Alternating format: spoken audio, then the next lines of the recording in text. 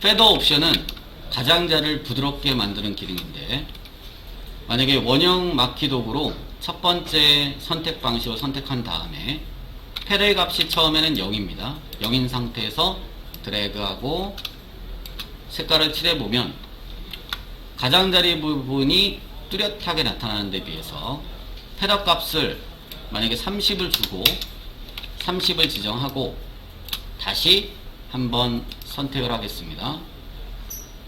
선택을 한 상태에서 마우스를 떼는 순간 페더 값이 있으면 살짝 지정한 것보다 약간 작아집니다. 색깔을 칠해보면 페더를 지정하면 가장자리를 기준으로 해서 뿌옇게 흐리게 처리되는 걸 알 수 있습니다.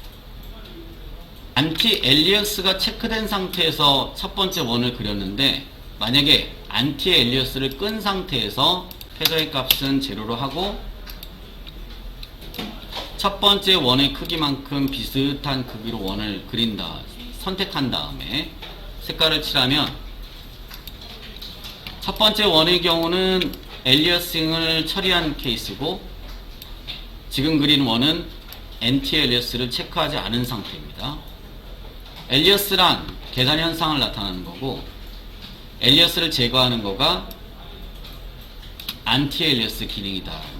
일반적으로는 안티 엘리어스를 체크한 상태에서 사용을 한다. 이걸 체크한 상태에서 일반적으로 쓴다.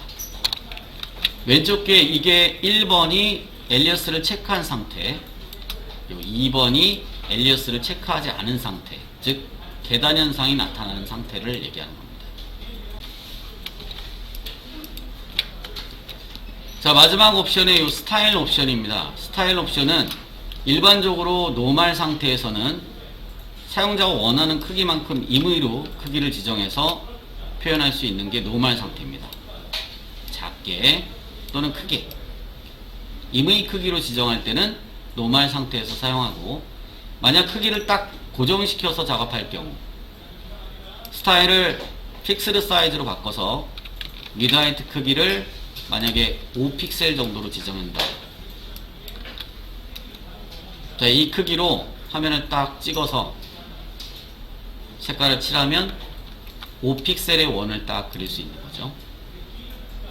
만약에 30픽셀로 지정을 해서 30픽셀, 높이도 30픽셀, 픽스드 사이즈로 했을 때는 화면을 드래그하는 것이 아니라 클릭입니다. 클릭한 다음에 색깔을 칠하면 가로 세로 30픽셀의 원을 그릴 수 있다. 한 번만 더 해보죠. 스타일을 픽스드 사이즈로 하고 위드 값을 100, 하이드 값을 100으로 하면 가로 세로 크기가 100픽셀인 원을 선택할 수 있다. 클릭하면 이 원이